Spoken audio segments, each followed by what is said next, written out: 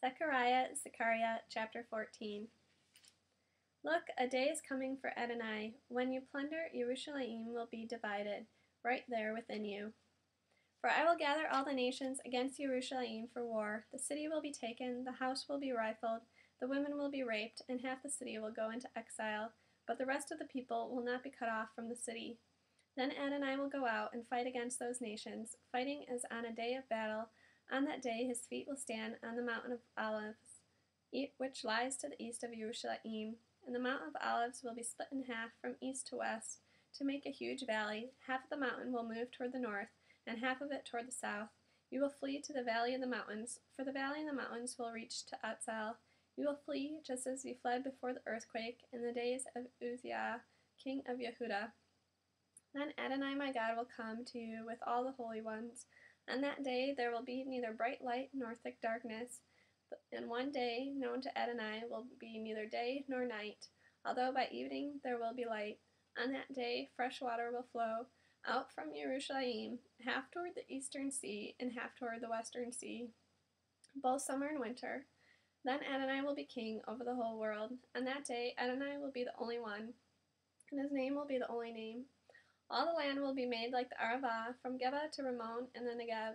Jerusalem will be raised up and inhabited where she is, from Benjamin's gate to the place where the earlier gate stood, and on the corner gate, and from the tower of Hana'el to the king's wine presses. People will live there, the curse will be broken, and Jerusalem will live in safety. Adonai will strike all the peoples who made war against Jerusalem with a plague in which their flesh rots away while they are standing on their feet. Their eyes rot away in their sockets, and their tongues rot away in their mouths. When that day comes, there will be among them great panic sent by Adonai, so that everyone lays hands on his neighbor, who in turn attacks him. Yehudah too will fight against Jerusalem, and the wealth of all the nations will be assembled, gold, silver, and clothing in great abundance. A plague like this plague will also affect the horses, mules, camels, donkeys, and all the other animals in those camps. Finally, everyone remaining from all the nations that came to attack Jerusalem will go up to every year to worship the king, Adonai Zebaot, and to keep the festival of Sukkot.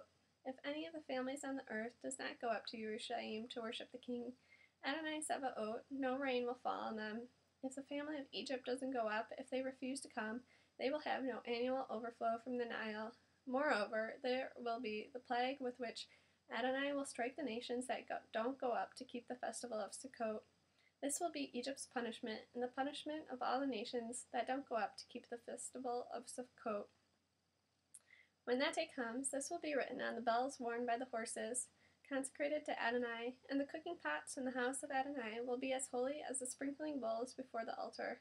Yes, every cooking pot in Jerusalem and Yehudah will be consecrated to Adonai Zebaot. Everyone who offers sacrifices will come, take them, and use them to stew the meat. When that day comes, there will no longer be merchants in the house of Adonai Zebaot.